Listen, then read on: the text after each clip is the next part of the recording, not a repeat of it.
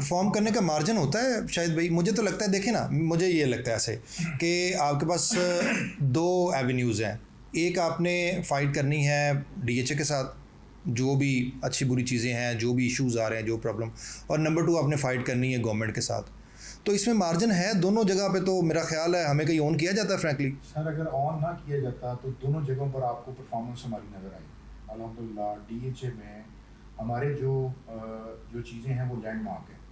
हमने floor wise transfer sir ये नहीं करवाई आपने। देखें अभी हम बैठे हुए हैं फ्लोर वाइज, उससे पहले 10 साल से ये काम चल रहा था। 10 साल से ये काम चल रहा था।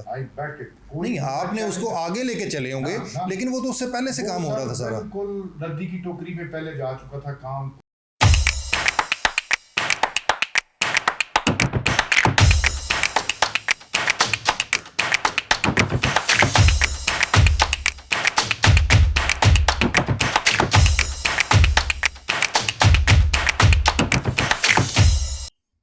अस्सलाम वालेकुम व्यूअर्स, मैं इमरान फैज़ हूँ और आप हमारा यूट्यूब चैनल देख रहे हैं इमरान फैज़ के नाम से।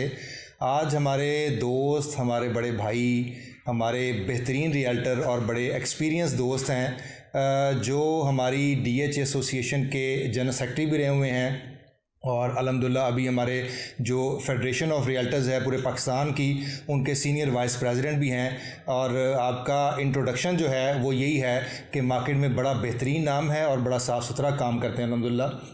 और आज आप उनसे गपशप सुनेंगे और हमारी मुलाकात आज है शाहिद महमूद साहब से। अस्सलाम वालेकुम सर। वालेकुम अस्सलाम। कैसे हैं आप? खैरियत से हैं? अल्लाह का बड़ा। कैसी आजकल लाइफ आपकी चल रही है और क्या एंजॉय कर रहे हैं? पहले तो सबसे पहले मैं आपका इंतहाई मशहूर हूँ कि आपने अपने यूट्यूब चैनल पर बंदा नाचीज़ को मौका दिया और अपने ख्यालात का इजहार करने का मौका मिला, और आपसे गपशप और आप जैसी खूबसूरत शख्सियत के साथ प्रोग्राम करने का भी शर्फ हासिल हुआ, तो थैंक यू वेरी मच। जज़ाकल्लाह शाहिद भाई। हमारा मकसद यही है कि हम इस चैनल के थ्रू जो मैक्सिमम अवेयरनेस दे सकें दोस्तों को, जितनी ज़्यादा अच्छे तरीके से यहाँ से रियल एस्टेट से रिलेटेड ब्रीफिंग हो सके। आपके मार्केटिंग नॉर्म्स क्या हैं, काम के एथिक्स क्या हैं, काम करना कैसे चाहिए, यंग ब्लड को कैसे आना चाहिए और उनको किस तरह परफॉर्म करना चाहिए। इंशाल्लाह हमारी कोशिश होगी कि आप जैसे जो सीनियर दोस्त हैं वो आएँ और वो इन चीज़ों को प्रॉपर लेके चलें। इंशाल्लाह हम आपके बिल्कुल साथ खड़े हैं। जब आपको ज़रूरत महसूस हो लीगल इश्यूज़ पर, टैक्सेशन के ऊपर और लीगल एथिक्स के ऊपर, तो इंशाल्लाह हम आपको। जी, वो आगे जाके इंशाल्लाह ताला आपको तंग करेंगे, क्वेश्चन करेंगे सारे आपसे। ये बताएं शायद भाई, कैसे रियल एस्टेट में आए और कैसे जर्नी शुरू की आपने? मेरे एक दोस्त हैं, बहुत पुरानी बात है, 2000 बल्कि 1998 में मैं उनके साथ अक्सर बैठता होता था। उनका ऑफिस था जोहो टाउन में, तो वो बहुत पुराना काम करने वाले थे। तो मुझे एट दैट टाइम पढ़ने का बड़ा शौक होता था, बचपन से पढ़ने का शौक था। तो मैं उनके पास जाता था, तो उनका काम बड़ा लग्जरियस होता था कि सुबह नवाबों की तरह आए, 10 बजे आकर सीट पर बैठे, 12-1 बजे तक बैठे, फिर 1 बजे बच्चों को लेने चले गए, फिर आराम से शाम को उन्होंने दोबारा 5 बजे बैठना है, 7-8 बजे तक काम करना है। तो मैंने जब उनकी रूटीन देखी तो मैंने कहा यार इसमें मुझे, अगर मैं इसमें इस बिजनेस में आऊँ तो मुझे पढ़ने का मौका मिल जाएगा। तो मैं पढ़ने की लालच में इस प्रोफेशन में है। अच्छा, नॉर्मली ये होता है कि पढ़ाई को छोड़ के या पढ़ाई को अवॉइड करने के लिए लोग इस फील्ड में आते हैं। मैंने उसके बाद अल्हम्दुलिल्लाह, आप सरप्राइज होंगे, मैंने इस फील्ड में आकर LLB किया है जी। अच्छा, माशाल्लाह। मैंने प्रोफेशन ज्वाइन किया था 2002 में। ओके। और 2007 में मैंने एडमिशन लिया पंजाब लॉ कॉलेज में इवनिंग क्लासेस में। फिर मैं मॉर्निंग में आ गया, सुबह बच्चों को अपने स्कूल छोड़ के मैं सीधा कॉलेज चला जाता था, वहाँ जाकर लेक्चर देता था, वापस आके सीधा ऑफिस बैठता था और ऑफिस से फिर शाम को घर जाके, और मैंने एग्ज़ाम्स के दिनों में 2 महीने छुट्टी करता था। अच्छा। और 18 घंटे पढ़ता था, सुबह फजर के वक्त उठना और रात 11 बजे तक अच्छा रूटीन होती थी। तो ये मेरी रूटीन थी, और अल्हम्दुलिल्लाह मैंने 97 में ग्रेजुएशन की थी। अच्छा और जी। 2007 में मैंने LLB स्टार्ट की 10 साल के गैप पर, और फर्स्ट अटैम्प्ट में अल्हम्दुलिल्लाह मैंने लॉ ग्रेजुएट किया। अच्छा, माशाल्लाह, दैट्स ग्रेट जी। ये हमारे रियल एस्टेट के लिए बड़ी खुशाइन चीज़ है कि आप जैसे पढ़े लिखे लोग जो हैं वो हमारी फील्ड में हैं और जो टेक्निकली चीज़ों को समझते भी हैं। मुझे बताएं, इससे पहले भी कुछ जॉब की हुई थी, कोई बिजनेस कर रहे थे या बस? उससे पहले मैंने जॉब भी की। मैट्रिक के बाद मेरी तमाम एजुकेशन जो है वो ऐसे ही है। मैंने साथ साथ काम किया, जॉब की और साथ पढ़ता था। FA भी ऐसे किया, BA भी ऐसे किया, इवन मास्टर में भी, एमए भी मैंने पढ़ा जरूर, अटैम्प्ट की, but due to some circumstances मैं उसको कंप्लीट नहीं कर पाया। पार्ट 1 किया, पार्ट 2 नहीं कर पाया। ओके। एमए इंग्लिश इनफैक्ट जी। तो बिजनेस भी चलता रहा साथ साथ। मेरा स्टील का बिजनेस था उससे पहले। अच्छा जी। तो उसके बाद फिर मैं रियल एस्टेट में। ओके। नॉर्मली जो सक्सेस स्टोरीज़ होती हैं ना शायद भाई, उसमें ये बड़ा होता है कि जी शुरू के टाइम जो है ना वो बहुत स्ट्रगलिंग टाइम था, या बहुत हमने हालात माड़े देखे हुए थे, या बड़ा, तो इसलिए कई दफ़ा दोस्तों से हम सुनते हैं ना, तो वो कहते हैं यार रियल एस्टेट में आने से पहले ना ये काम था, वो काम था, खाने के लिए नहीं था, फैमिली बैकग्राउंड ये था, या कुछ जिस तरह बहुत सारे दोस्त हैं वो कहते हैं नहीं यार हम तो बड़ा सेटल थे, हमने काम को बड़ा एंजॉय किया, तो हमारे पास अपनी इन्वेस्टमेंट भी थी ऐसे आगे। आपका इसमें इन्वॉल्वमेंट दोनों में से कौन सी? मैं जो पहली बात आपकी है मैं उसमें फिट बैठता हूँ। जब मैं इस प्रोफेशन में आया था उससे पहले यस मेरा बिजनेस था, सारी चीज़ें थी। जब मैं इस बिजनेस में आया तो आई हैड नथिंग। ओके। और यहाँ से मैंने अल्हम्दुलिल्लाह स्ट्रगलिंग, और बल्कि मेरा जो सफ़र का आगाज़ है रियल एस्टेट में वो फेज़ 1 में, इस ब्लॉक में जहाँ आज शर्ट एंड टाई शॉप का वो कॉर्नर वाला प्लाजा आपने देखा है, DHL लाहौर फेज़ 1 में। DHL लाहौर फेज़ 1 में। तो यहाँ पर मैंने स्टार्ट किया था, और अल्हम्दुलिल्लाह फिर दिन रात मेहनत की। सुबह मैं 8:30 बजे 8 बजे अपनी सीट पर होता था, और रात को 10-11 बजे तक बैठता था, और आहिस्ता आहिस्ता स्ट्रगल करते करते फिर हम फेज़ 3 चले गए। एक और ऑफिस था मलिक स्टेट के नाम से। उसके बाद फिर हमने वहाँ से अपना ऑफिस बनाया, और फिर तब से अब तक चलता आ रहा है। अच्छा, आप अभी आपने बात की है कि ये पार्ट टाइम आपने शुरू किया, या उस वक्त आप पढ़ाई करते थे और साथ कुछ, ये हम अक्सर ये टॉपिक को बड़ा डिस्कस करते हैं, ये पार्ट टाइम बिजनेस या कोई भी बिजनेस पार्ट टाइम होता है या उसको फुल टाइम ही करना चाहिए? नहीं, बिजनेस पार्ट टाइम नहीं हो सकता। जॉब आपकी पार्ट टाइम हो सकती है, बिजनेस एक ऐसी चीज़ है वो आपका ब्लड मांगती है, वो आपका सुख और चैन भी मांगती है। उसके लिए आपको सेक्रीफाइस करनी पड़ती है बहुत सारी चीज़ें, फैमिली लाइफ, आपकी पर्सनल लाइफ, देन आप किसी स्टेज पर पहुंचते हैं। एग्जैक्टली। मेरा मानना भी यही है कि जब अगर आपने किसी भी फील्ड में सक्सेसफुल होना है ना, या आपने ग्रो करना है, तो आप उसको एज ए पार्ट टाइम नहीं ले सकते, आप पार्ट टाइम नहीं ले सकते।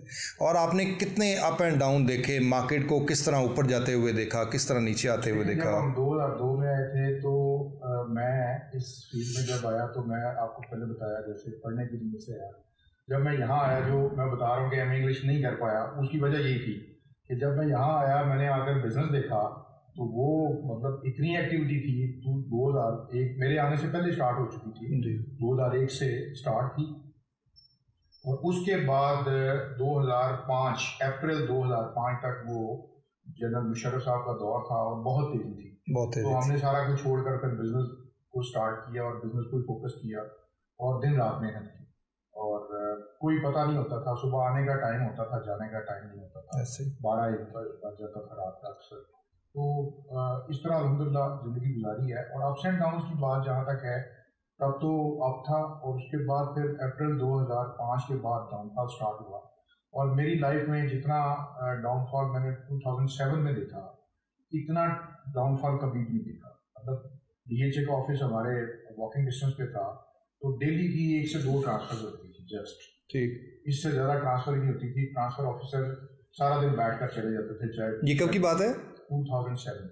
ओके, 6, 7, 8। ओके, जब मार्केट बहुत स्लो थी। बिल्कुल ठीक, बिल्कुल ठीक, बिल्कुल ठीक। और आपसे इंटरेक्शन जी।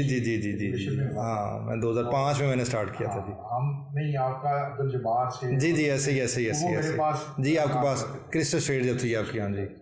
तो फिर हमने 2009 में दोबारा काम बेहतर होना शुरू हुआ, जो चला 2016 तक, जब मेजर रफीक साहब का दौर था, और टैक्सेशन जब दोबारा इन्होंने काफ़ी सीवियर किस्म की आई, तो 2016 तक फिर बिजनेस ने ग्रो किया।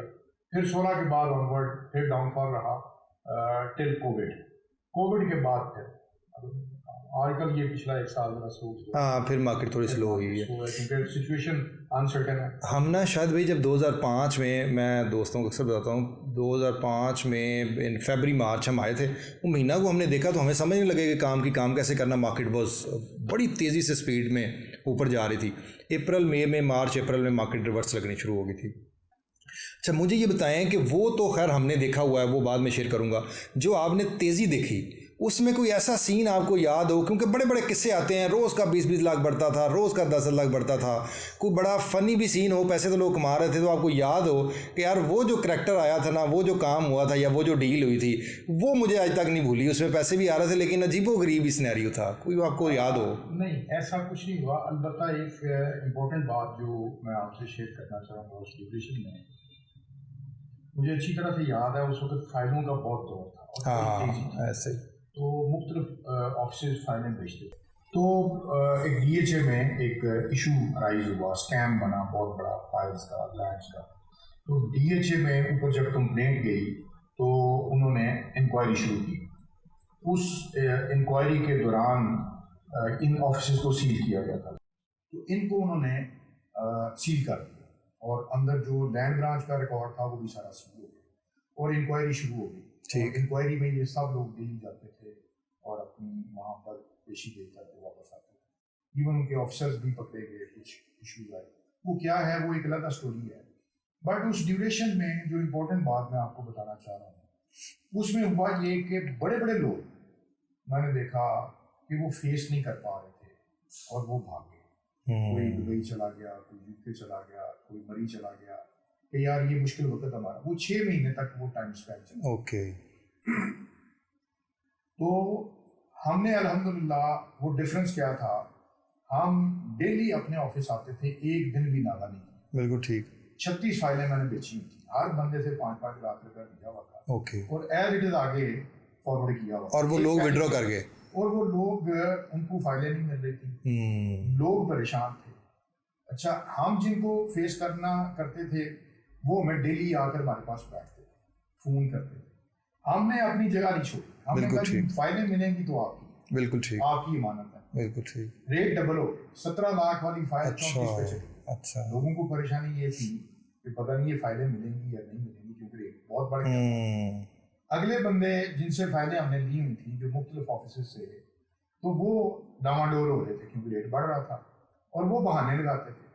हम वहां पर बैठे रहे, हमने फेस किया। हमने कहा कि फाइलें मिलेंगी तो आपकी है। और अल्हम्दुलिल्लाह फाइलें मिली, जितनी भी मिली। किसी ने कहा जी मैंने 10 फाइलें हैं तो मैंने 5 लेनी है। हमने पार्टी को बुलाया, भाईजान ये 5 मिलनी है। बिल्कुल ठीक, ठीक है, बिल्कुल ठीक। ये बंदा है, आपको एक्सेप्टेबल है, बिस्मिल्लाह, नहीं है ये आपका बयाना, कोर्ट में जाएं, जाकर केस करें। बिल्कुल। वो लोगों को समझ आई कि यार बहुत प्रॉफिट तो हो ही रहा है, जो मिल रही है वो ले लो। जी जी। तो 36 में से ऑलमोस्ट हमें आधी के करीब फाइलें मिली। जिसको 3 दी हुई थी उसको कहा भाई 2 ले ले, जिसके पास 4 थी उसको कहा 2 ले ले, जिसके पास 3 थी उसको कहा 1 या 2, जो भी अकोमोडेट हो सकते वो करो। आमने सामने बिठाकर पैचअप करवा के और लोगों को अल्हम्दुलिल्लाह खुश असलूबी के साथ, उनकी खुशियों के साथ उनको अकोमोडेट किया। लालच नहीं किया, हालांकि हम भी दूसरों की तरह 5-5 लाख रुपए उनको रिटर्न करके भाग सकते थे, इधर उधर जा सकते थे, बेनिफिट ले सकते थे। जी जी जी जी जी जी। तो ना वो बेनिफिट खुद लिया और ना भागे। अल्लाह का शुक्र है ये एक उस टाइम पर। हाँ ऑब्वियसली, जब आप मार्केट में आपने काम करना होता है, लॉन्ग टर्म प्लान करना, सारा कुछ करना होता है, तो ये फेस करना बहुत ज़रूरी है मेरे ख्याल। और ये दुनिया का कोई भी कारोबार हो, मुश्किल हालात, up and down, it's a part of the game. मुश्किल काम है जी, तोते की तरह हमें डेली जी जी ऑब्वियसली ऑब्वियसली फेस करना। और फिर हर तरह का करैक्टर आ रहा होता है आपके पास। कोई आके हमें धमकी लगाता था, ऐसे ही करता था, तो हम फेस करते थे। हम कहते थे कि नहीं, इनका राइट है, ज्यादती हो रही है। हम उनको ये कहते थे कि भाईजान अगर एक भी फाइल ट्रांसफर हो रही है ना मार्केट में तो हम क्योंकि सारा काम ही बंद था। इस बात पर वो सेटिस्फाई होते थे। फिर हम चूंकि उनको फेस करते थे वो सेटिस्फाई होते थे। फिर हम उनको कहते थे कि ये आपकी मानत है, अगर आपने वापस लेनी है अभी ले, लेकिन हमारा मशवरा ये है कि आप वेट करें। हम उनको ये डराते नहीं थे आम डीलर की तरह कि भाई मर गए, लुटे गए तो ये पैसे वापस ले लो, ताकि वो बेनिफिट हम लें। वो हमने बेनिफिट, हमने उनका बेनिफिट जो उनका नसीब था उन्हीं को दिया। बिल्कुल ठीक है। शायद भाई जिस तरह अभी हमने बात की कि मार्केट स्लो हुई थे, इश्यूज़ आने शुरू हो गए, 2005 से 9 तक मार्केट बहुत स्लो रही, जिस तरह अभी पिछले कुछ साल 1.5 साल। आपको क्या लगता है कि जो एंड यूज़र है या जो क्लाइंट ओरिएंटेड काम है वो कितना ज़रूरी है, और जिनको हम एथिक्स कहते हैं, वो हर कारोबार में खैर एथिक्स होने चाहिए, हमारे कारोबार के बेसिक प्रिंसिपल्स क्या हैं और एथिक्स क्या हैं?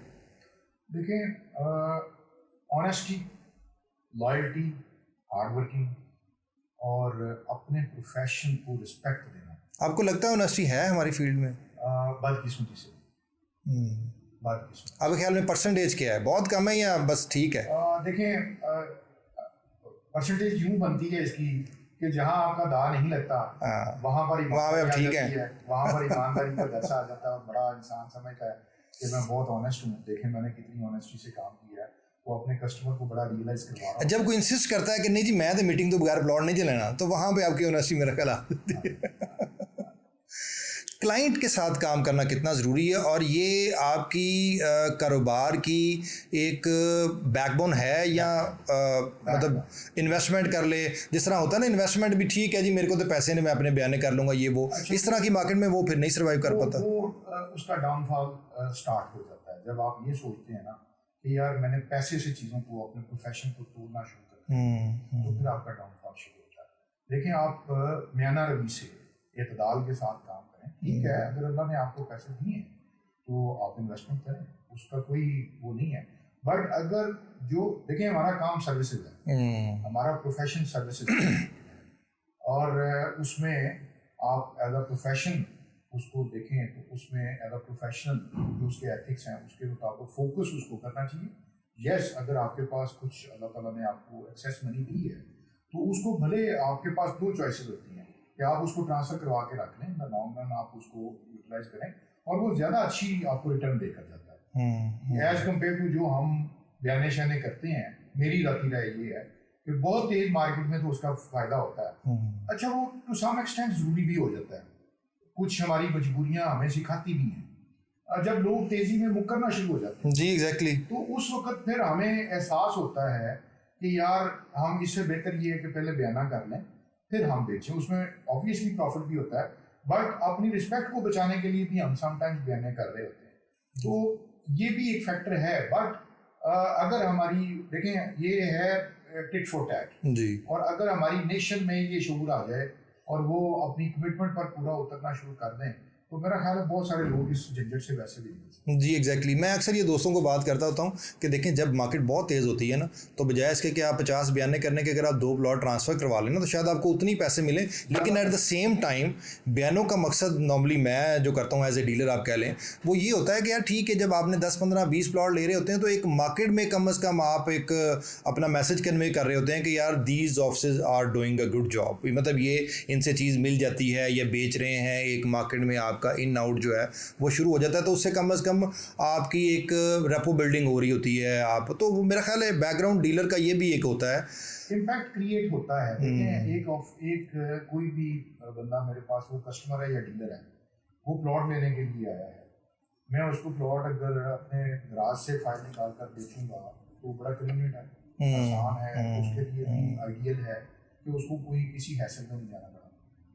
उसमें समटाइम्स कस्टमर का भी बहुत बड़ा फ़ायदा हो जाता है। लाइक मैं आपको एग्जांपल देता हूँ, मिसाल लें एक कस्टमर है आपका, वो यूके बैठा है या दुबई बैठा है या इवन पाकिस्तान में है, वो आपको टोकन भेजता है, आप 8 दिन वर्किंग करते हैं, 8 दिन आपको होप है कि यार ये प्लॉट मिल जाएगा क्योंकि ये कस्टमर को पसंद है। 8 दिन बाद वो बंदा जिससे आप प्लॉट ले रहे हैं वो रिफ्यूज़ कर देता है और मीनवाइल उसमें 8 से 10 लाख रुपए का प्राइस इंक्रीमेंट आ जाता है। आप उस कस्टमर का भी नुकसान हो रहा है, आपने उसके साथ भी ज्यादती होगी, आपकी तरफ से नहीं भी हुई लेकिन किसी थर्ड पार्टी की वजह से उसके साथ ज्यादती होगी। आप उसके पास अगर फॉर एग्जांपल वो 10 लाख जो ऊपर इंक्रीज हुआ है वो नहीं है तो वो क्या करेगा, वो कॉम्प्रोमाइज करेगा या आपको बुरा भला कहेगा या आपका वो कस्टमर खराब हो। तो अगर आपने कोई 4 बयाने किए हुए हैं तो आप उसमें से किसी एक चीज़ को उसको फोकस करके उसको कहते हैं ये ले लें, तो उसमें उसका इनफैक्ट उसका फायदा है जी कि वो किसी हैसल में नहीं पड़ा। हाँ, अल्लाह ने आपने चूंकि आपने उसमें इन्वेस्ट किया है तो आपको भी तो पैसे बच गए, तो दोनों के लिए विन विन सिचुएशन है, किसी का कोई नुकसान नहीं। इसमें ना शायद भाई मुझे एक वाक़या याद आ गया कोई, बल्कि पहले तो मैं वो अपना वाक़या बताता हूँ। बयाने में बेवकूफ़ियाँ हमने बड़ी मारी हुई हैं। जब शुरू में नया दफ्तर बनाया तो वही बयाने वाला था कि ठीक है जी पैसे फंसा दें आप, या अगर आपको अच्छी डील मिल रही है तो या इन्वेस्टर को दे दें या खुद कर लें। तो वो मैं आपसे भी पूछूँगा कि आपने कोई मसला कोई प्रॉब्लम को हुई हो। 2009 में या 10 में नया जब मैंने ब्रावो स्टेट बनाया ना, तो एक दोस्त प्लॉट लेके आ गया। प्लॉट की प्राइस मुझे लगी बड़ी मुनासिब है। मैंने ना उससे कहा कि यार ठीक है ये प्लॉट दे दें। एन ब्लॉक का प्लॉट था फेज 6 का, तो मैंने 42 लाख में डील कर ली उनसे। अच्छा, उनको 10 लाख रुपये बयाना दे दिया। अच्छा, इन बिटवीन क्या हुआ कि मुझे 2-4 लाख 5 लाख ज़्यादा की ऑफर आनी शुरू हो गई। अच्छा, उस वक्त ना नया नया ये आपको पता डिवाइन होम्स भी आए थे 9-10 में ना। अच्छा, वो क्योंकि उसकी ऑफ़र आ रही थी, अच्छा मेरे पास पेमेंट थी। नॉर्मली मैं शुरू से कोशिश करता हूँ कि बैकअप पेमेंट हो आपके पास। वो ज़रा थोड़े से ओवर एक्साइटेड हो गए, तो मैंने क्या किया कि 2-4-5 घर जो बैलेंस अमाउंट पड़ी थी ना, मैंने घर बुक करवा दी कि इसकी तो पेमेंट है। रमज़ान के दिन थे, ले जी उसके बाद प्लॉट बिके ना, पैसे उधर दे बैठा। प्लॉट था, एक ब्रिगेडियर साहब थे रिटायर्ड, उनका प्लॉट, उन्होंने DHA में कॉल कर दी। उन्होंने कह दिया बंदा लभो, बंदा लभो केड़ा है। अच्छा, करते कराते हुआ क्या कि वो एक हमारे दोस्त हैं, आप भी जानते हैं, अरशद साहब मिल स्टेट वाले। अच्छा, उनको अंदर से सेक्रेटरी साहब ने किसी ने कहा कि जी देखो मुंडा केड़ा है। अब उसका फ़ोन आ गया मुझे, भाई जी की करना है इंदा। मैं क्या जी करना कि अरशद भाई पैसे तो कितने होर लागे ने साढ़े को, तो क्या हो सकता है। उसने कहा अच्छा मैं बताता हूँ। उसने आगे बात की ब्रिगेडियर साहब को। उसने कहा जी ब्रिगेडियर साहब, इन्होंने आपको 5-10 लाख क्या करना है और दे देना है, फिर आपसे कोई टाइम ले लेना महीने का, फिर अगर बिक गया पॉजिटिव तो ठीक है, वरना मुड़िया तुम तंग करते रहना है। तो कहने का मकसद ये था कि हम गए तो उन्होंने हमें पे ऑर्डर वापस दे दिया, डील बाइंड अप होगी। लेकिन वो जो महीना था ना, हमने कोई और काम नहीं किया। वो स्ट्रेस लेवल कह लें, या हम ज़रा पैनिक हो जाते हैं, या कुछ लोग तो खैर इसको बॉदर ही नहीं करते ना, हम ज़रा थोड़े से शरीफ लोग हैं तो इसलिए ज़रा डर जाते हैं कि यार नहीं, आपने एक कमिटमेंट की हुई है, उसको ऑनर करना है आपने। हालांकि ये बड़ी बेवकूफ़ी वाली बात है, ये बेवकूफ़ी की हुई है हमने, लेकिन अभी ज़रा मेरा ख्याल हमारी वो उम्र का भी हिस्सा नहीं है, और अल्हम्दुलिल्लाह एक्सपीरियंस भी ये नहीं कहता कि आप इस तरह की स्टूपिड हरकतें करें। तो कोशिश करते हैं अब ज़रा सिक्योर होकर चलें, अगर बयाना करना है तो आपके पास बैक। तो कई दफ़ा आप बड़े बुरे से किसी में, तो कोई आपके साथ भी इस तरह का हुआ है कि कई दफ़ा कोई इशू आ गया हो, कोई इन्वेस्टर बैक हो गया हो, कोई आपके एंड से कोई प्रॉब्लम आ गई हो? मेरी लाइफ में एक दो ऐसे वाक़यात हैं। अच्छा जी। टोटल, और इंसान सीखता है इन तरह से। मैंने दो फाइलें ली। एक मेरे दोस्त हैं आतिश साहब, आप जी जी, प्रॉपर्टी मास्टर जी, फेज 8 की। ठीक। अच्छा, 85 लाख रुपीज़ से ये 1 कनाल की फाइल नीचे आई। जब ये 56 लाख रुपए पे आई तो हमने 51 लाख रुपए की दो फाइलें ली अब्बासी साहब से। जब दो फाइलें ली तो 10-10 लाख रुपया बयाना मिला। हमारी गुड लक ये है कि जब इन्होंने बयाना साइन किया तो नीचे जो एग्जीक्यूशन डेट होती है वो डेट डालना भूल गए ना, हमने देखा ना उन्होंने देखा। तल्लक कितना था, उनकी सैकड़ों फाइलें हमने बेची। बिल्कुल ठीक। और बहुत क्लोज रिलेशनशिप।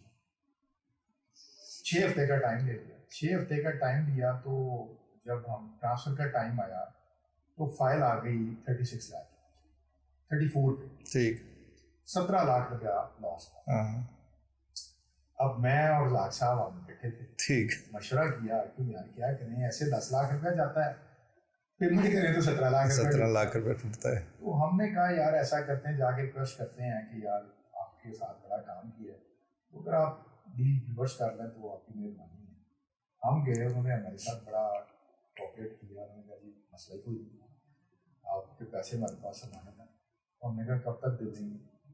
कहते यार 4 हफ्ते बाद आ जाना, पैसे को आगे लैंडलॉर्ड को दिए हुए, तो अब 4 हफ्ते तक हम फाइलें बेचेंगे, रिटर्न आएंगे। 4 हफ्ते बाद गए, उन्होंने कहा जी 2 हफ्ते और ठहर जाए। अच्छा जी। 2 हफ्ते बाद गए, उन्होंने कहा जी केड़े पैसे? अच्छा, विड्रॉ कर गए। उन्होंने कहा जी बिल्कुल नहीं मुकर गए, भाई तुसी फाइलें ट्रांसफर नहीं करवाइयां ते पैसे केड़े दाओ? वो रेट इन बिटवीन और कम हो गया होगा। और कम हो गया। अच्छा, वो हमने पैसे छोड़ दिए, ठीक, नहीं तकाजा। दुख इस बात का हुआ कि यार या तो आप पहले दिन ही कह देते जी कि भाई यार आप पेमेंट करें, हमने तो आगे पेमेंट करनी है।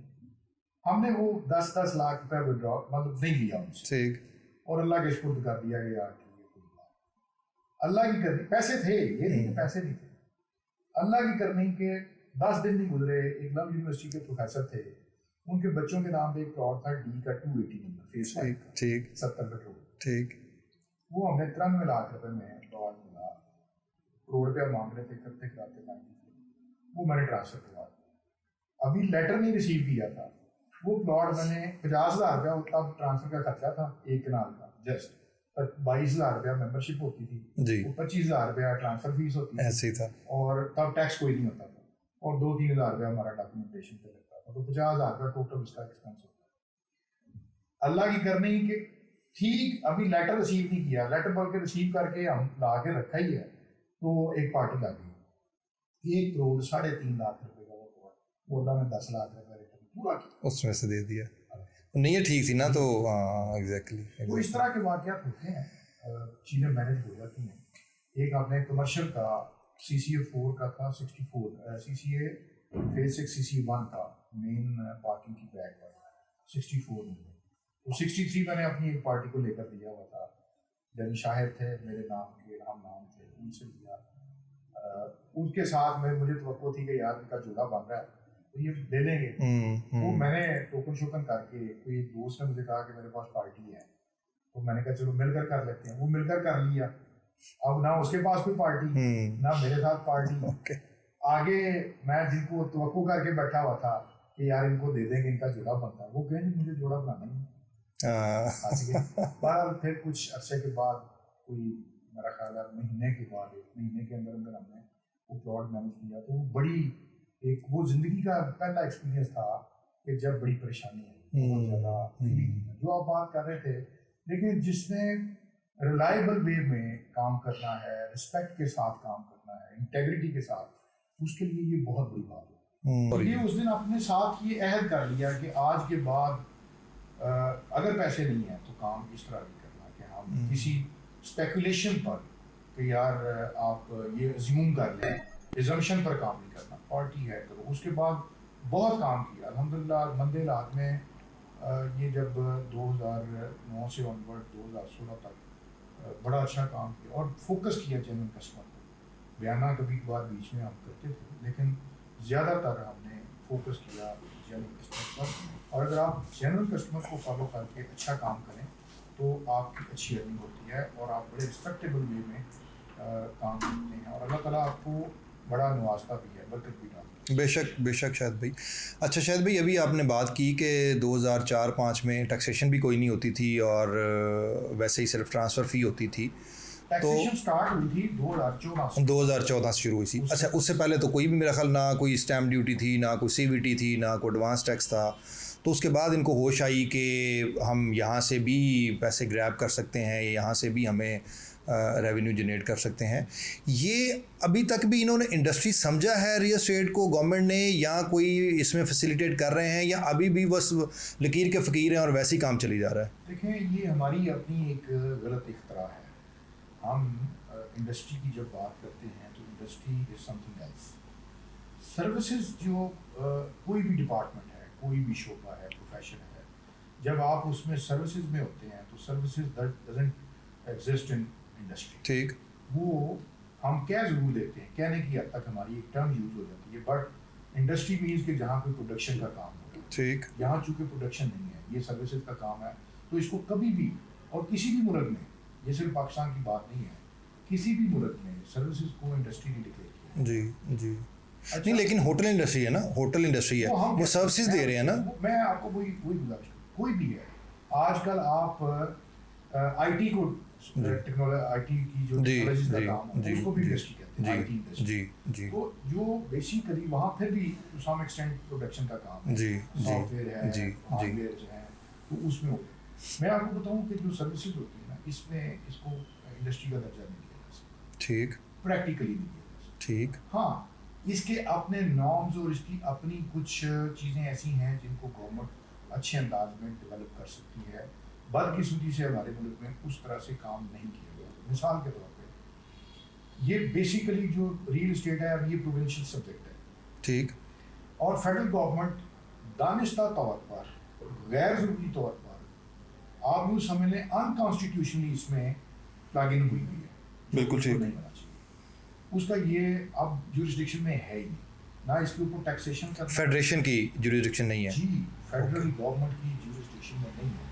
18वीं तरमीम के बाद ये सब्जेक्ट ही प्रोविंसेस को एलोकेट हो चुका है। बिल्कुल ठीक। जो टैक्स लगाने हैं, जो उस पर रिफॉर्म्स लेकर आने हैं, उसके ऊपर जो लेजिस्लेशन होती है वो प्रोविंस का काम है। ओके। वो फेडरल गवर्नमेंट का काम है। ओके। बदकिस्मती से हमारे मुल्क में आधा तीतर है, आधा बटेर है। आधे काम फेडरल गवर्नमेंट कर रही है, आधे काम प्रोविंशियल गवर्नमेंट कर रही है, बल्कि 3 हिस्सों में हम डिस्ट्रिक्ट लेवल पर भी गवर्नमेंट जो हैं जी, वो भी आपसे हाँ जैसे ही। और हम लोग जो DHA में बैठे हैं, स्पेशली फेज 1 to 5, वो और ज़्यादा डिस्टर्ब है कि हमें कैंट बोर्ड भी साथ, कंटोनमेंट भी आ गया साथ, वो डिस्टर्ब करता है।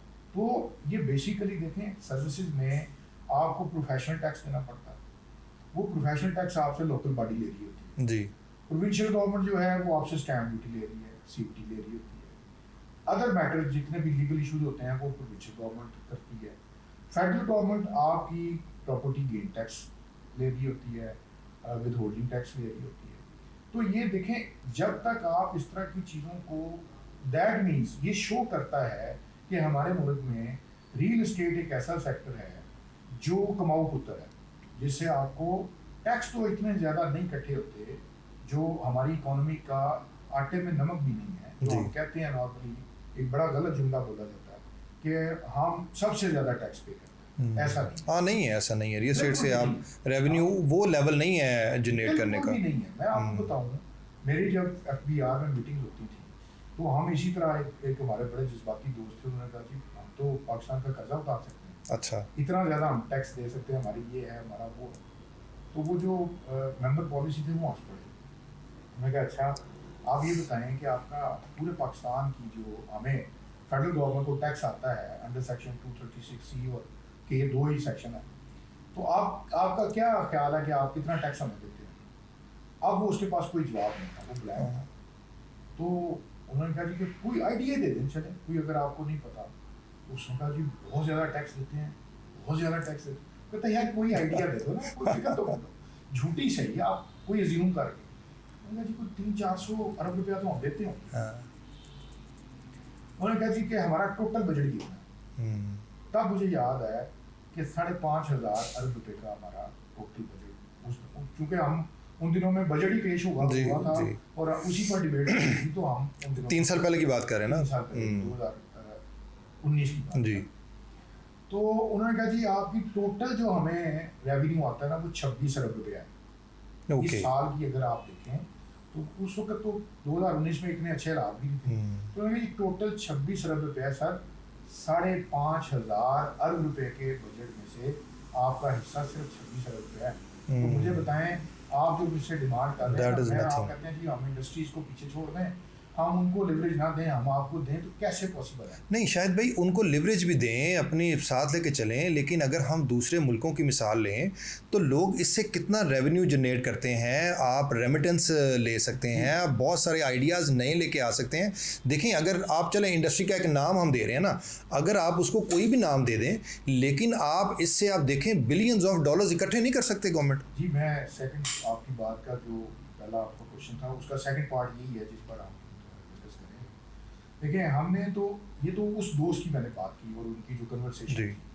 अब हमारी बात यही होती कि हमारे मुल्क में, हर मुल्क में एक पोटेंशियल चीज़ होती है। लाइक किसी मुल्क में IT है, किसी में टेक्सटाइल है, किसी में टूरिज्म है, किसी में रियल एस्टेट है। ये 4-5 मोटी मोटी चीज़ें, कोई इन्हीं के अंदर आपकी इकॉनमी चलती है। तो हम उनको ये कहते थे कि भाईजान आप एक बात को अंडरस्टैंड करें, अगर आपकी रियल एस्टेट सेक्टर चलता है तो आपको रेमिटेंस आएगी। हमारा मुल्क तब फिगर थी, आप आज तो वो फिगर शायद उससे थोड़ी सी डिफरेंट है। तब हमने फिगर निकाली थी 32 अरब डॉलर जो है वो सालाना हमारी इंपोर्ट थी और 16 के करीब, 16 अरब डॉलर के करीब हमारी एक्सपोर्ट थी। अब जो डेफिशिएंसी थी 16 अरब डॉलर की, वो कवर करती थी जो हमारा ओवरसीज भाई वहाँ से रेमिटेंस भेजता है, तो हमारा मुल्क वो बैलेंस करता था। ठीक। तो हम उनको ये कहते थे कि ये जो 16 अरब डॉलर आता है आपके पास, जो ओवरसीज भेजते हैं रेमिटेंस की सूरत में, वो अगर आना बंद हो जाता है तो आपका मुल्क प्रॉब्लम है। जी जी। तो वो आता है तो वो ना इंडस्ट्री में लगता है, वो ना किसी और सेक्टर में लगता है, उसका मेजर पोर्शन लगता है या आपकी पर्सनल लाइफ पे या रियल एस्टेट। ठीक। लेकिन ना, मतलब मेरा अगर कोई भाई बाहर बैठा है, उसने फैक्ट्री तो नहीं लगानी ना यहाँ पे, फैक्ट्री नहीं लगानी जी, ठीक बात। उसका एक पोर्शन जो है वो या तो स्टॉक एक्सचेंज में लगता है, या रियल एस्टेट है, या पर्सनल लाइफ है, या अपने स्कूल के बच्चों की फीस देता है, और या कोई कॉलेज की फीस देता है, या कोई मेडिकेशन के लिए पैसे आते हैं, या घर के खर्चे के लिए आते हैं, कोई रेंटल के लिए भेजता है। तो उसकी पर्सनल ज़रूरियात हैं, ज़िंदगी की ज़रूरियात को पूरा करने के लिए वो रेमिटेंस आती है, और उसमें से जो सेविंग होती है फिर उससे प्रॉपर्टी खरीदी जाती है या स्टॉक एक्सचेंज में काम होता है। तो हमने कहा कि आप, ये हमारी रिकमेंडेशन है, आप इसको ओपन करके देखें, इससे टैक्सेशन को रिलैक्स करके देखें। आप ये जो आप 26 अरब रुपया हमें कह रहे हैं, ये अगरचे कम है, हम भी मानते हैं, लेकिन जो इन अदर हैंड आपको जो बेनिफिट मिलता है, वो जो इतनी बड़ी रेमिटेंस आती है, उससे आपका मुल्क स्टेबल है, आपकी इकॉनमी स्टेबल है, उसको आप कंसिडर करें। उस पर फिर उन्होंने एग्री भी किया, टैक्सेशन कम भी हुई, आपको याद होगा 2% और 4% से हम उसको 1% जी, ऐसे ही है, ऐसे ही। इसी तरह स्टैम्प ड्यूटी भी 1% पे आई। तो ये चीज़ें अल्हम्दुलिल्लाह उस वक्त की हमारी भरपूर एफर्ट का ही नतीजा था कि जिस वजह से ये चीज़ें नीचे आई, और उसके बाद फिर इकॉनमी भी चली। वो मुल्क में जो जब खान साहब आए तो एक साल उनका बड़ा पैनिक हुआ, पहला साल तो बड़ा ही टफ टाइम दिया था उन्होंने। हाँ, ऐसे ही। जैसे ही उन्होंने फिर रिफॉर्म लेकर आए चीज़ों को, ना सिर्फ हमारा बल्कि उन्होंने ज्वेलर्स को बड़ा इंसेंटिवाइज किया, इंडस्ट्री को बड़ा इंसेंटिवाइज, टेक्सटाइल को आपको याद जी, एग्जैक्टली। तो इन चीज़ों ने मिलकर अपना रोल प्ले किया, और उस जब वो रोल प्ले हुआ तो हमारे अंदर खुशहाली आई। वो पैसे की जो पैनिक कंडीशन थी, पैसा सर्कुलेशन में आया, आप देखें घर बनना शुरू हुए, उन दिनों में बिल्डर बहुत ज़्यादा इन्वॉल्व हुआ, तो इस तरह की बहुत सारी एक्टिविटीज़ हुई। अच्छा, इस दफ़ा का जो बजट है शायद भाई, ये रिगार्डिंग रियल एस्टेट, ये कैसा है? मैं इसको मौजूदा हालात में अगर देखा जाए तो एडमिट समझता हूँ, इससे बेहतर बजट नहीं दिया जा सकता। मतलब ये बिल्कुल वो एक आप कह लें एवरेज सा बजट, इन अ सेंस के इनके पास तो कोई काम करने को तो है ही कोई नहीं, बस सीधा सीधा उन्होंने दे दिया है। किसी चीज़ को छेड़ा इसलिए नहीं है, मुझे लगता है कि इन्होंने आगे जाना है इलेक्शंस में, तो बस उन्होंने सीधा सीधा कर दिया है, ना ऊपर किया ना नीचे किया, बस एवरेज सही चल रहा है। देखें, उन्होंने हमारे लिए सबसे आइडियल ये था कि टैक्स को ना छेड़छाड़ ना की जाए जी, तो वो उन्होंने नहीं की। अच्छा, बेहतर उन्होंने क्या किया कि रेमिटेंस के ऊपर उन्होंने कहा जी कि आप जितनी रेमिटेंस लेकर आएंगे, एक ओवरसीज अगर यहाँ आके प्रॉपर्टी परचेज करता है तो उसका 2% जो विद होल्डिंग टैक्स था उसको वेव ऑफ कर दिया, तो एक अट्रैक्शन पैदा कर दी। इसी तरह $50,000 अगर आप लेकर आते हैं तो उसके लिए उन्होंने एक गोल्डन कार्ड शायद जी, जी, जी, अनाउंस किया है। तो ये एक अच्छी चीज़ें हैं। देखें, ये पैसा बेसिकली ये ओवरसीज को अट्रैक्ट करने के लिए किया है इन्होंने। का मतलब ये है कि अगर आपने ओवरसीज को अट्रैक्ट कर रहे हैं तो उसमें ऑटोमेटिकली वो इवेंचुअली उसका इम्पैक्ट प्रॉपर्टी पे पॉजिटिव आएगा। अभी थोड़ा सा मिसट्रस्ट टाइप आ गया ओवरसीज़ में, और थोड़ी सी आजकल पता आपको जो हमारे मुल्क के इलाज चल रहे हैं, इससे बेहतरी आएगी, कुछ ना कुछ परसेंटेज आएगी, बाहर से पैसे आने की उम्मीद है। इवेंचुअली अगर आप देखें तो लोग पॉलिटिकल सिनेरियो को तो एफिलिएशन जो होती है उसको तो देखते ही देखते हैं, वो नो डाउट। लेकिन अपना इंटरेस्ट भी तो लोग वॉच करते हैं ना।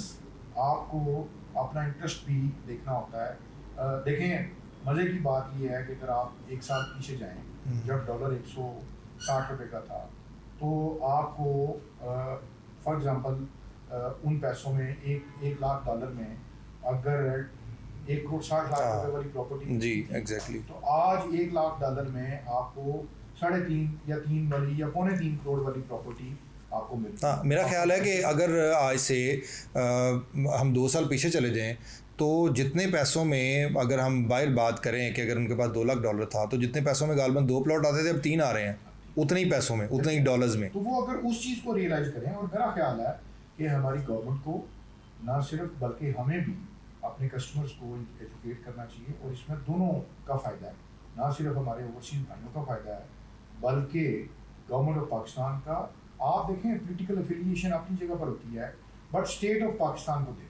जी, एग्जैक्टली, ये अपनी रियासत को देखें, ये हुक्मरान आते जाते रहेंगे। मुल्क की तबाही को मद्देनजर रखते हुए कि अगर हमने सिर्फ पॉलिटिकल एफिलिएशन को देखा तो हमारा मुल्क तबाही की, शायद भाई हम अपनी स्टेट को अपने पांव पर खड़ा करें। बिल्कुल ठीक बात आपने की। कल भी हम कहीं बैठे हुए थे तो यही बात डिस्कस हो रही थी, और मैं यही कह रहा था कि इस वक्त जो 15-20 रुपए का जो डिफरेंस है ना, जो हम आप थ्रू हुंडी आप पैसे भेज रहे हैं, सिर्फ ये कि जी आपको 15-20 रुपए फ़ायदा हो जाएगा, आप मुल्क को 15-20 रुपए की खातिर जो है ना वो इतना डैमेज कर रहे हैं कि जिसका कोई हिसाब ही नहीं है। तो आपको चाहिए ये कि आप थ्रू प्रॉपर चैनल अगर आएंगे तो अल्टीमेटली मुल्क को फ़ायदा होगा इस चीज़ का। हम सब की जिम्मेदारी है और हम सबको इसमें अपना रोल प्ले करना चाहिए। जी, एग्जैक्टली। हम अपने लोगों को बेहतर अंदाज में अगर एजुकेट करेंगे, हम टैक्स बचाने की बात ना करें, हम टैक्स देने की बात करें, तभी मुल्क चल सकता है। अदरवाइज देखें, आज नहीं कल हम शायद सर्वाइव करते हैं, कल हमारी आने वाली नस्लें, अमीर लोग पैसे लेकर बाहर जा रहे हैं बड़ी तेज़ी से, चले भी जाएंगे। हम में से भी कई लोग हो सकता है डिसअपॉइंटमेंट के साथ जाएं, बट हमारी आने वाली नस्लों ने इधर बाहर हाल, और जो जा रहे हैं मैं आपको गारंटी से कहता हूँ इनको भी एक दिन वापस लौटना पड़ेगा। जी, एग्जैक्टली, कोई कौम आपको एक्सेप्ट नहीं कर सकती। सेकंड सिटीज़न जो होता है ना, वो पूरी दुनिया में वो सेकंड सिटीज़न Second रखे। citizen। वो देखें आप, ये जो भी जहाँ पे भी रह रहा है, जिसका जो मुल्क है, हमें लगता है कि इससे बेहतर लाइफ हम ना कहीं और गुजार सकते हैं।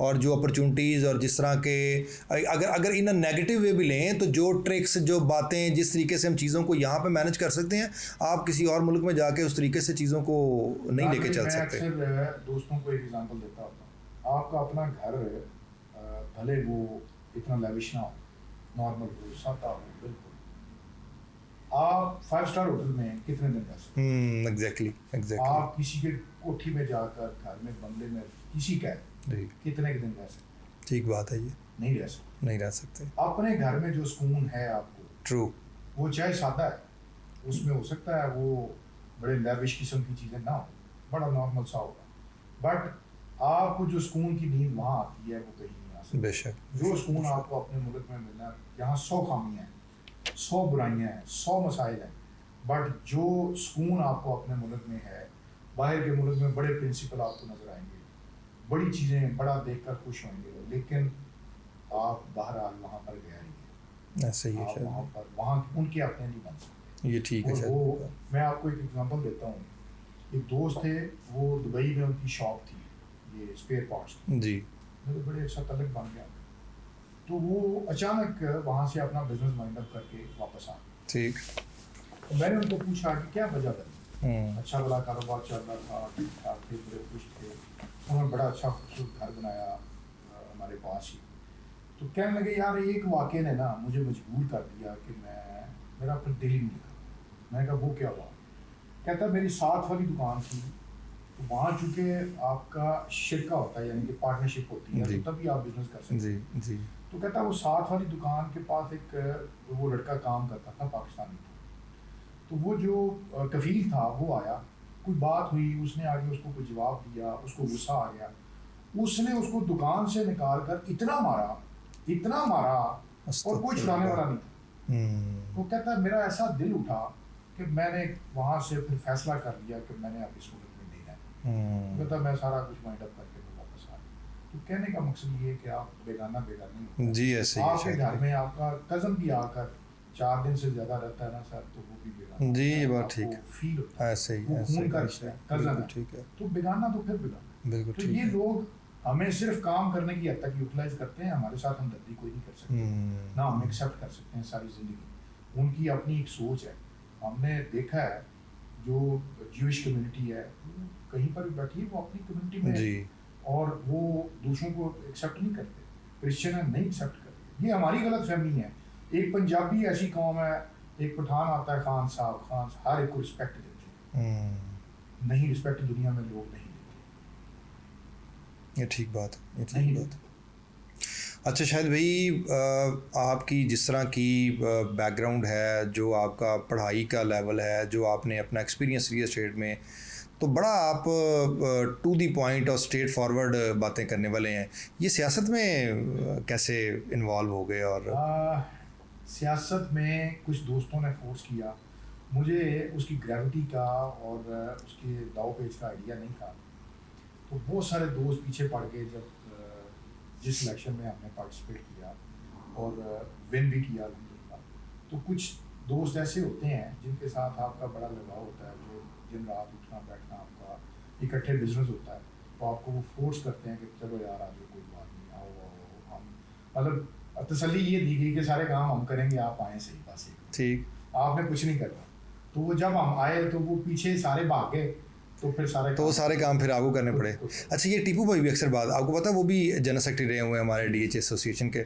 वो भी ये कहते होते हैं कि मेरे साहब हमें लेके आए तो क्योंकि ही वाज प्रेसिडेंट, जो मेजर अस्करी वाले जो दोस्त हैं, क्या नाम है उनका, मेजर जावेद ज़मीर, तो वो प्रेसिडेंट थे, तो ये जनरल सेक्रेटरी थे। तो इनको यही कह गए कि जी आप आ जाएँ, तो बस ठीक है मैं, और उसके बाद वो कहते हैं जी मेरे साहब उसके बाद सो के जाके, तो वो फिर उनका टर्न्योर 2 साल का होता था, आपका 3 साल का था, तो उन्होंने 2 साल जो है ना वो, लेकिन वो ये उनमें मैंने पॉजिटिव चीज़ देखी थी जो आपने भी उसी तरीके से परफॉर्म की कि फिर वो पीछे नहीं हटे। उन्होंने कहा कि जी अब सही है गलत है, अब क्योंकि मुझे ओन किया है इस कम्युनिटी ने, तो अल्टीमेटली मैं जो भी जितना भी हो सकेगा मैं ज़रूर करूँगा। इमरान भाई हक भी यही बनता है। देखें, मैंने उस टर्न्योर में बड़ा बिजनेस का लॉस किया, लेकिन मैंने कोई अपने उस जो मेरी जिसके लिए लोगों ने मुझे और अल्लाह ताला की ज़ात ने मुझे इज़्ज़त दी, शरफ़ बख्शा और मैं उसके काबिल समझा, तो मैंने परफॉर्म करने की कोशिश की और मैंने दिखाया कोशिश करके कि भाई आप अगर नियत करें तो आप काम कर सकते हैं। आपके अंदर विल होनी चाहिए, आपके अंदर पैशन होना चाहिए। परफॉर्म करने का मार्जिन होता है शायद भाई, मुझे तो लगता है, देखे ना, मुझे ये लगता है ऐसे कि आपके पास दो एवेन्यूज़ हैं। एक आपने फ़ाइट करनी है डीएचए के साथ, जो भी अच्छी बुरी चीज़ें हैं, जो भी इश्यूज़ आ रहे हैं, जो प्रॉब्लम, और नंबर 2 आपने फ़ाइट करनी है गवर्नमेंट के साथ। तो इसमें मार्जिन है दोनों जगह पे, तो मेरा ख्याल है हमें कहीं ऑन किया जाता है फ्रैंकली। सर अगर ऑन ना किया जाता तो दोनों जगहों पर आपको परफॉर्मेंस हमारी नज़र आई। अल्हम्दुलिल्लाह डीएचए में हमारे जो चीज़ें हैं वो लैंडमार्क है।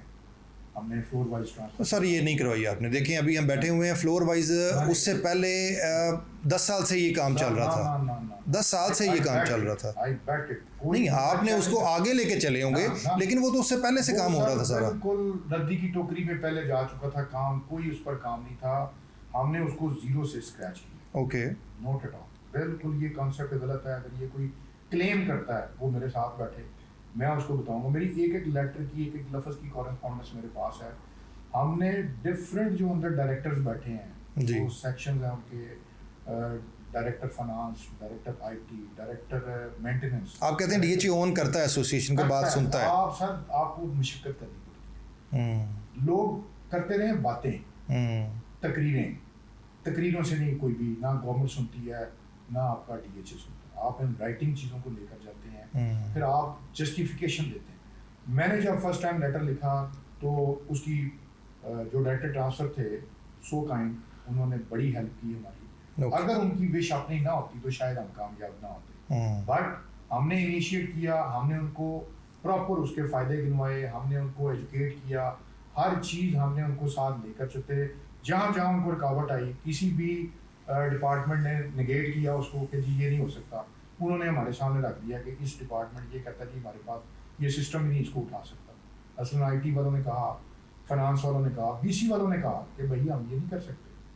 पुराने फेजेस में तो बिल्डिंगें बड़ी पुरानी, कैसे आप पार्किंग कैसे अलॉट करेंगे, आप ऊपर जनरेटर सबके लिए कैसे करेंगे, आप अगर कोई वहाँ पर आपने ये जो ये होता है आपका सोलर सिस्टम, इसको कैसे करेंगे, चीज़ों को ऑर्गेनाइज किस तरह, वो उसकी डिवीजन कैसे करेंगे, स्टेयर्स हैं, लिफ्ट्स हैं, कैसे उसको डिवाइड करें। तो बहुत सारे उनके वैलिड पॉइंट्स थे, तो हमने उनको एक एक पॉइंट के ऊपर फिर ब्रीफ कर। Not only one point, I mean overall मुझे लगता है कि ओवरऑल भी कोई वो सक्सेस स्टोरीज इतनी, ठीक है 2-4 पॉइंट आपके पास आ जाते हैं, लेकिन मुझे लगता है कि वो जो उनको मुनासिब बात लग रही होती है वही बस, अगर आप जाके देखें, बात ये है कि आपने उनको ये रियलाइज करवाना होता है कि सर इसमें आपका भी फायदा है, तभी वो आपकी बात सुनें। ऑब्वियसली किसी भी ये कहेंगे किसी भी डिपार्टमेंट में, किसी भी डिपार्टमेंट में आपने नहीं हम मर गए, अगर आपने ये किया तो हम मर गए। इवन आप गवर्नमेंट को भी जाके यही कहते हैं ना कि जी ये चीज़ें आपके एडवांटेज में जाती हैं, फिर ही आप तो फिर है ना जी। मैं तो सुबह फजर पढ़ के 10 बजे मेरी FBR में मीटिंग होती थी, तो मैं 10 बजे एग्जैक्टली पहुंचता था अपनी जात को सैक्रिफाइस इस्लामाबाद में। Yes, okay. FBR head office में चेयरमैन FBR के साथ मीटिंग होती थी, या नया पाकिस्तान हाउसिंग अथॉरिटी के चेयरमैन जनरल अनवर अली हैदर साहब के साथ मीटिंग होती थी, प्राइम मिनिस्टर सेक्रेटेरिएट में होती थी, तो 7 से 8 मीटिंग मैंने वहाँ कंडक्ट की। तो प्रेसिडेंट साहब भी तो आपके साथ इन्वॉल्व होते थे ना? प्रेसिडेंट साहब अपने कामों में बिजी थे, मैं मजदूर आदमी था, मुझे कॉल आती थी क्योंकि मैं फेडरेशन में था, वो फेडरेशन में नहीं थे। ओके। इसलिए वहाँ प्रेजेंटेशन और फिर करना एट द एंड जाकर सारी चीज़ों को तैयार करके मैंने लेकर जाना होता था, तो फिर मैं चला जाता था, वो नहीं जाते। हाँ, DHA में हम ज़्यादातर वहाँ पर भी प्रेजेंस मेरी ही रही है, तो सम हाउ किसी इश्यूज़ पर फिर हम इकट्ठे भी जाते। ओके। अब ये बयाने वाला इशू छोटा भी इशू था जिसको हमने वहाँ पर कंटेस्ट किया, डूज और नहीं वो आपने फाइट की, वो मेरे नॉलेज में है, वो आपने फाइट की थी, वो आपने फाइट हुई, बल्कि मैंने सुप्रीम कोर्ट की जजमेंट निकाल कर उनको दी। 2017 की जजमेंट है, दोस्त मोहम्मद खोसा साहब सुप्रीम कोर्ट के जज थे, आसिफ सईद खोसा साहब की जजमेंट थी, तो वो मैंने उनको जाकर दिखाई कि जनाब ये बयाने को सुप्रीम कोर्ट ने अगर वैलिड करार दिया हुआ है उसको ऑन कर लिए, इवन सेकंड बयाने को और उसके हक में फैसला दिया होता है हुआ, तो आप कैसे इसको निगेट कर सकते हैं? अच्छा, आप अभी कह रहे थे कि प्रेसिडेंट साहब तो अपने बिज़नेस में मसरूफ़ थे। मुझे ये बताएं कि ये जो हम जो एसोसिएशंस होती हैं, हर जगह पे एसोसिएशंस बनती हैं, हमारी डीएचए की भी एक रियल एस्टेट की एसोसिएशन है, इसमें फाइनेंशियल बेनिफिट्स होते हैं? हमने तो नहीं किया। नहीं, आपने अभी कहा है ना प्रेसिडेंट साहब जो है अपना बिजनेस कर रहे थे। डेफिनेटली होते होंगे, बट हमने नहीं किया। हमें कोई साबित कर दे। प्राइवेट सेक्टर में आप गए थे ना? प्राइवेट सेक्टर में बिल्कुल, तो वहाँ पे अब अगर काम किया और पैसे लगाकर डीएचए में करेंगे। नहीं, जब आप किसी दोस्त को इन्वॉल्व करते हैं, आप एक स्पेसिफिक सीट पे हैं और आप उस स्पेसिफिक सीट से आपको एडवांटेज मिलता है, आपको कोई डेवलपर बुलाता है, तो आपका ये हक नहीं बनता कि एज ए एसोसिएशन हेड या एज ए जनरल सेक्रेटरी या एज ए प्रेसिडेंट आप अगले बंदे को थ्रू करें कि जी ये लोग हैं और आप अगर काम करना चाहते हैं तो आप करें काम, अगर आप नहीं कर, बजाय इसके कि आप एक अपनी मखसूस परसेंटेज जो है वो पहले आप रख लें और उसके बाद आप कहेंगे जी आए हमारे साथ काम करें। आप बिल्कुल ऐसे ही है, आप ठीक कह रहे हैं, इससे मैं बिल्कुल इसको एक्सेप्ट करता हूँ। लेकिन बात ये है कि हमारे दौर में और आज के दौर में फ़र्क है। मैं जब देखिए, मैं किसी की ज़मानत या गारंटी या किसी की कसम नहीं दे सकता कि कौन किसने क्या किया। किसी ने अपने बेनिफिट्स किस हद तक लिए, वो सारी कम्युनिटी को पता है। जहाँ तक मेरी ज़ात का तल्लक है तो मैं अपनी ज़ात की हद तक अपनी गवाही दे सकता हूँ। कोई बंदा साबित कर दे कि तो जब सैब बनी थी तो उसमें आप साथ थे ना सर?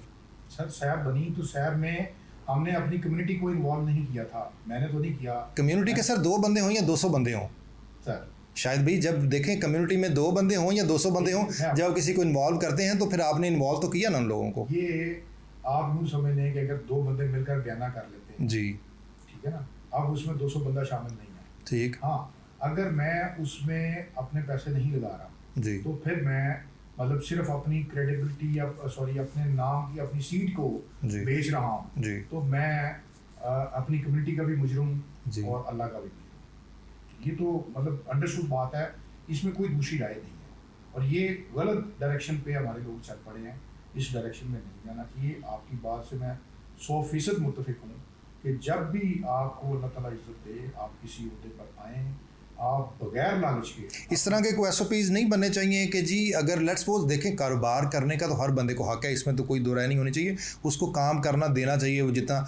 लेकिन जब आप एक सीट पे आ जाते हैं, आप पूरी कम्युनिटी को लीड कर रहे होते हैं, आप तो इतनी ज़्यादा जिम्मेदारी होती है आपके ऊपर कि आप उसमें और इवन लोग ट्रस्ट कर रहे होते हैं आपको, मतलब उस तरीके से कि यार बिल्कुल आपने जो ऑडिट करना है आप कर लें, बजाय इसके कि आप इन्वॉल्व करें और आगे कुछ किसी को पता ही ना हो। होती है एजीएम भी इसलिए होती है कि आप आंसरेबल होते हैं और आपको वहाँ पर आंसरेबल होना चाहिए। बदकिस्मती से आज आप देख लें कि एसोसिएशन क्या कर रही है। हमारे दौर में तो हम तो कहते थे भाईजान जब आपके सवाल खत्म होंगे तभी खाना शुरू होएगा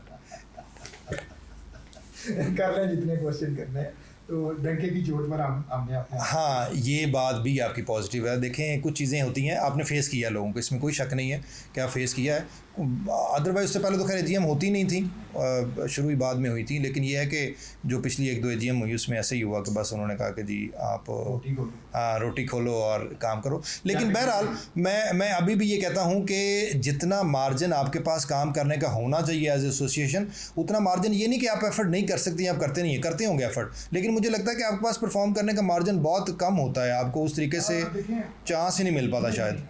मैं फिर अगेन आपकी बात को करेक्ट करूँगा। देखें 2 चीज़ें होती हैं, देखा ये जाता है बदकिस्मती से हमारे लोग इस बात को अंडरस्टैंड नहीं करते। हमारे मुल्क का भी है, सिर्फ एसोसिएशन की बात नहीं है, किसी भी डिपार्टमेंट में चले जाएँ, आपने देखा डिपार्टमेंट्स में घूम के जो एलिजिबल लोग हैं वो ऊपर नहीं बैठे होते। इसी तरह एसोसिएशंस के ऊपर जो पैसे लगा कर आते हैं, जो खाने खिला कर आते हैं, वो फिर पैसे सिर्फ पूरे करते हैं।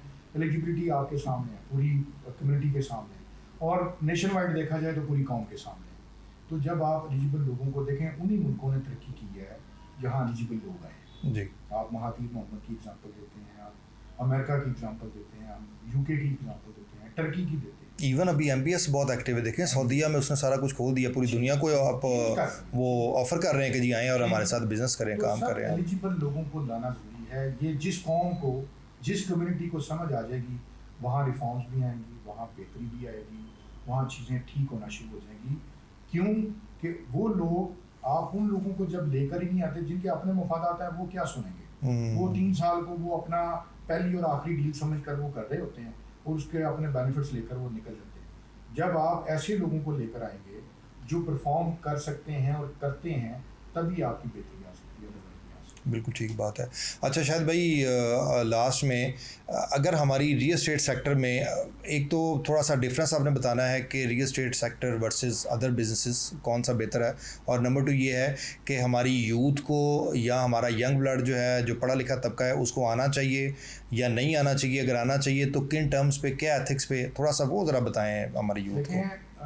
जैसा कि हमने पहले भी डिस्कस किया कि हमारे मुल्क में रियल एस्टेट एक पोटेंशियल सेक्टर है, बिल्कुल ठीक, बिल्कुल आना चाहिए, लोगों को काम करना चाहिए। जहाँ तक हमारी जनरेशन की बात है, नई जनरेशन की, मैं उनको ये पैगाम देना चाहता हूँ कि वो सच के साथ काम करें। बहुत दफ़ा देखा है हम डरते हैं उन लोगों के बच्चों, नए बच्चों के साथ काम करते हुए। हमारा खौफ उनको ख़त्म करना चाहिए, हमारा डर ख़त्म करना। ये ट्रेनिंग बड़ी ज़रूरी नहीं है, किसी भी फील्ड में आप आ जाएं, किसी भी फील्ड में आप जाएं, आप आखिरी दम तक सिर्फ झूठ के सहारे पर आपकी पूरी डील खड़ी हो और ये आपके सीनियर्स जो हैं ये फिर नेक्स्ट टाइम आपसे डील करने में रिलेक्टेंट हो। इनके पास जो सीनियर्स हैं बहुत क्लाइंटेज होती है, उतनी क्लाइंटेज नए जूनियर्स नहीं के पास होती, नहीं होती। ये अपना एतमाद बनाएं।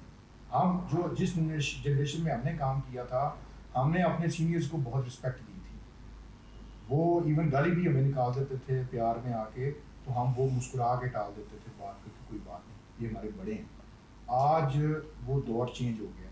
मैं अपने नए साथियों को जो आ रहे हैं, बड़ी खुशी की बात है, बड़े बड़े अच्छे पढ़े लिखे लोग आ रहे हैं, बड़े किसी ने आईटी में बहुत अच्छा परफॉर्म करके आ रहा है, कोई वैसे बड़ा एजुकेशन में आगे बड़ा हाईली एजुकेटेड बंदे आ रहे हैं। बड़ी अच्छी बात है और ये खुश आइन बात है, इसी से चेंज आएगी। एक चीज़ की जो कमी है वो ये है कि एक तो वो बड़ों की रिस्पेक्ट नहीं कर रहे, और नंबर 2 वो सच के साथ काम नहीं कर रहे। और मैं समझता हूँ कि वो सिर्फ उन्होंने अपनी एक दुनिया बसा ली है और आपस में काम कर रहे हैं, और अपने सीनियर्स जिनके पास बहुत अच्छी क्लाइंटेज है उनको वो प्रॉपर उनके साथ काम करने में नाकाम हो रहे हैं, और ये उनके लिए फ़ायदेमंद नहीं है। जी ओवरऑल हमारे लिए भी फ़ायदेमंद नहीं है। हमें उन्हें हमारा बाजू बनना चाहिए और हमें उनका हाथ थाम कर आगे लेकर आना चाहिए, ताकि वो भी एक अच्छे शहरी बने, अच्छे रियल्टर बने और अच्छे बिजनेसमैन बने। तो ये मेरा ख्याल है ज़रूरी है, ये मेरा उनके लिए पैगाम है कि वो इन चीज़ों को ज़रूर देखें और वो रिस्पेक्ट के साथ अपने सीनियर्स की रिस्पेक्ट भी करें, उनसे काम सीखें भी, एथिक्स के साथ काम करें और अपना नाम कमाएं, और हमेशा वो हमसे भी आगे निकल जाएंगे। बेशक शाहिद भाई, थैंक यू वेरी मच जी, आप से बड़ी ज़बरदस्त गुफ्तगू रही और अल्हम्दुलिल्लाह हमें बड़ा कुछ सीखने का मौका मिला। व्यूअर्स इंशाल्लाह ताला ऐसे ही आपको वीडियोस मिलेंगी बड़ी बेहतरीन, आप रियल एस्टेट से रिलेटेड आप देखेंगे, और हमारे चैनल को सब्सक्राइब करें और लाइक करें। इंशाल्लाह ताला आपको रियल एस्टेट से रिलेटेड बेहतरीन वीडियोज़ मिलती रहेंगी। अस्सलाम वालेकुम।